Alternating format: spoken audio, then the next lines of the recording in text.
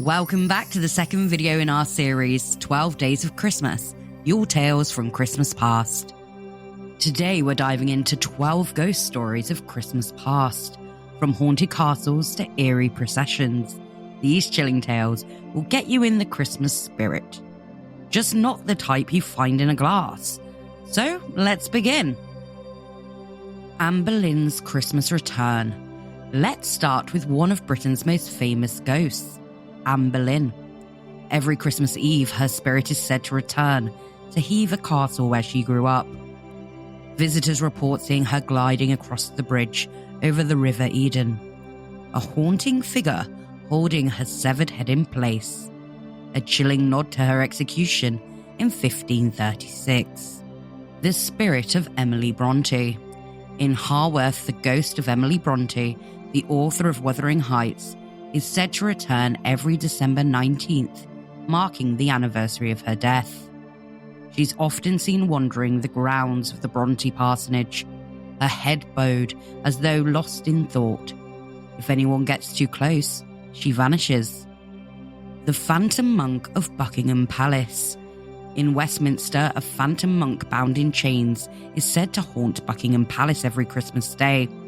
The ghost is believed to date back before the palace was even built, and his presence is often accompanied by strange sounds. This is one royal haunting that even the king would likely want to avoid. The Phantom of Westminster Bridge.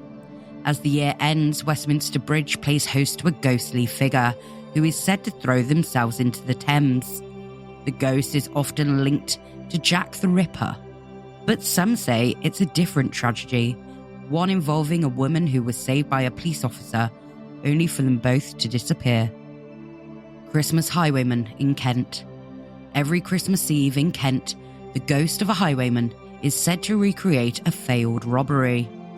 If you stand on Hawkhurst Road in Marsden, you might just hear the sound of hooves and see the eerie figure of a highwayman. The ghostly fields at Stiperstones. In the Shropshire Hills, something strange happens every Christmas Eve. The Stiperstones, a series of rugged quartz-like rocks, are said to be haunted by the spirits of an ancient gathering. Locals claim they hear whispers and feel the sense of being watched. While there are no clear explanations, the eerie atmosphere is enough to send chills down your spine. The St. Albans Ghost Procession. On Christmas Eve in 1944, Basil Seville, a fire watcher at St. Albans Abbey, heard organ music and witnessed a procession of monks, led by a spectral abbot, walking through the church. They disappeared through the doors and were never seen again. This haunting is both beautiful and terrifying, as it leaves the question of whether it was a spiritual visit or a trick of the mind. The Phantom Coach of Roos Hall. Every Christmas Eve, Roos Hall in Suffolk plays host to one of the most dramatic ghost stories in Britain. A phantom coach is said to barrel up the driveway at full speed, only to vanish at the front door. At the helm of the ghostly coach, a headless horseman. Its thrilling and eerie tale has been passed down through generations. The Black Lady of Bradley Woods. On Christmas Eve in Bradley Woods in Grimsby, the Black Lady is said to haunt the area. Legend has it that if you shout, Black Lady, I've stolen your baby," 3 times, a ghost will appear.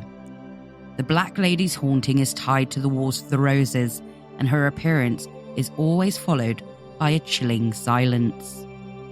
The Walking Stick of Ham House. At Ham House in Surrey, every Christmas Day, the sound of a walking stick tapping on the cobblestones is heard. It's believed to be the ghost of a former owner who is said to return to give Christmas presents to his servants. The Royal Spirits of Sandringham. At Sandringham House in Norfolk, the royal family's favourite Christmas home, the ghosts of the past are said to return every Christmas Eve. Staff and visitors report strange occurrences, flickering lights, eerie sounds, and even ghostly apparitions. It's a haunting that adds an extra layer of mystery to an already historic royal residence, the ghost of Lady Ursula at Madingley Hall. Every Christmas Eve, Lady Ursula's ghost is said to walk from the church to Madingley Hall in Cambridgeshire. She's seen wringing her hands and crying, a picture of sorrow and grief. And there you have it, 12 ghost stories that will make you think twice about the Christmas spirit. So as you settle into your holiday traditions, remember you're not the only one enjoying the season.